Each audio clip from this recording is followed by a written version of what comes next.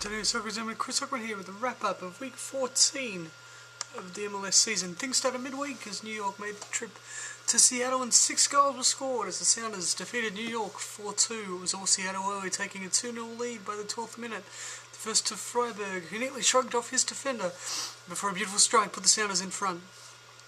Shortly after, it was 2 as Alonso scored from a similar situation. Again, after a corner, his volley deflected on the way to the nets. It was Richards who got the Red Bulls back into the match.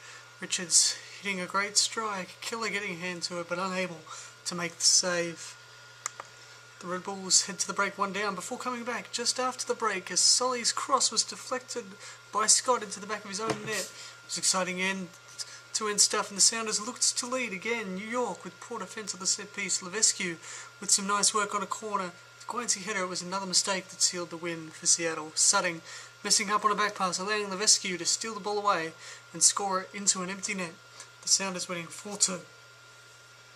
A big game in the Eastern Conference saw the two teams who really needed a win to get back on track as the Houston Dynamo travelled to DC United. It was really a match of missed chances. DC United particularly starting well, controlling possession well in the first 20 minutes, and it was Dax McCarty who opened the scoring. McCarty playing in what would turn out to be his last match for DC United, keeps the ball in play and finds Josh Wolf playing it quick to Pontius, able to find space and sliding home. Houston Dynamo responded 10 minutes later. Brian Ching in his first start since coming back from injury attempted to round Hamid, being brought down in the process, earning Houston a penalty that Brad Davis converted. DC United went for it in the closing stages of the half. Telly Hall coming to the rescue on a Davies header before Hamid had to do the same on a Bruin header. The sides heading to the break level. Houston Dynamo came out determined in the second half, having a number of chances to take the lead denied by the good keeping or poor shooting. Cruz hitting the post with an empty net, but it was DC United who would manage a goal despite Houston's dominance. After Fred's switch of play, Neha gets into the box, only to be stripped of the ball, the loose ball falling to Charlie Davies, who scored easily. Dynamo were determined to get themselves back through throwing players forward to find an equaliser, which did eventually come in the 89th minute. It was Clark with time on the left wing, sitting in a beautiful cross to an unmarked Brian Ching to score with a wonderful header. We have two halves, and neither side can really be all that disappointed with a draw. It'll be interesting to see the impact the De Rosario transfer will have on the DC United side. It was quite a match in San Jose though, as the Earthquakes and the Galaxy fought out a scoreless draw, but it was not without excitement. LA running up their 10th straight winless in a match. They were really fortunate to earn a point. Disaster struck in the 24th minute for Los Angeles when Ricketts went down clutching his arm after a collision with Kari Stevenson. The injury forcing reserve keeper Saunders on, but he didn't last long either, being sent off in the 43rd minute. He was in control of the ball while Lenhard, who made himself public enemy number 1, came out and headed it out of his arm. Saunders elbowing Lenhard in revenge and earning an early bar. Perhaps had the referee have acted earlier, it may have prevented the incident. Lenhard was yellow carded, but Saunders' reaction was over the top and inappropriate and put his side in deep trouble. The LA Galaxy were forced to put Mike McGee in goal, and obviously from this point it was all San Jose, as they took control of the match, but only managed just 2 shots in the first 35 minutes after the break, one requiring a superb save from McGee. San Jose pushed hard for a winner in the last 10 minutes, but they were unable to do it. Mike McGee, an unlikely addition to the clean sheet statistics, and maybe starting his campaign for goalkeeper of the year. New York's loss opened the door for Philadelphia to jump clear at the top of the East, and it was an exciting match in Philly as the Union faced Chivas USA. It was the visitors who struck first, all coming from a half clearance. Mondragon punches clear the corner, but Chivas keep it alive. Mana with third header to score after some neat teamwork. Philadelphia were in the middle of a 294-minute goalless streak and were pushing hard to end it, only to be denied.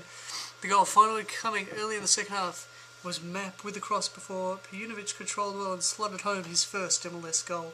As both sides hunted a goal, it was the post which saved both sides. Ruiz being denied before Modiani was also denied by the woodwork. Ruiz's frustrating night finally came to an end in the 69th minute as he collected the long ball and some neat footwork saw him around the defender before firing home, putting Philadelphia in front. Justin Braun then made things tight for the finish, running onto a Flores' through ball and sending it past to slow Mondragon to equalise. But it wasn't to be for Chivas, as a moment of brilliance sealed the match for Philadelphia. Munga received the ball and turned well before a great strike, giving the Union all 3 points. The win is the Union's first in June and sends them to the top of the Eastern Conference. Sporting Kansas City finally jumped out of the bottom of the position in the league as their victory over Vancouver saw them leapfrog the Canadians. Camilo put Vancouver in front early despite the dominance from Kansas City. However, Jada Merritt brought down Bravo for a penalty, which Bravo slotted to equalise. Kansas City then took the lead just before the half, thanks to Julio Cesar heading home Zuzi's corner.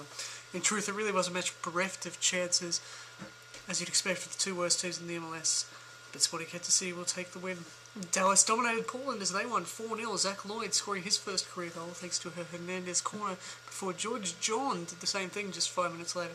Dallas closed out the half well and were determined to continue. Perkins unable to gather in Jackson's through ball, allowing Shea a simple goal early in the second half. Luna made it 4 with a nice header. Dallas winning 4-0. Real Salt Lake managed their first win in 5 matches with a 3-1 win over Toronto FC, while Chicago managed another draw, this time against New York. Coming from behind after Lindpre's goal after a miscued clearance put the Red Bulls in front.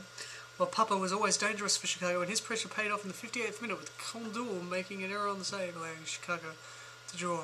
Seattle finished out a good week for them, defeating New England despite the Revolution opening the scoring in just the 3rd minute. The Sounders responded well and then held out well under pressure in the second half to earn their win. Columbus rounded out the weeks, managing a 4-1 win over a 10-man Colorado who welcomed back Brian Mullen after his lengthy suspension. It was a bad night for Colorado, a number of errors costing them dearly, as did Connor Casey's poor challenge on the half-hour mark, forcing the Rapids to play a man down for over an hour. So I'll be looking to update this every Tuesday from now on. However, July may see a brief break as my family visits from Australia. I hope you understand, but hopefully I'll see you on Tuesday anyway. Thank you so much for joining us, and don't forget to visit examiner.com, the internet source for the local. Thank you. Have a good week.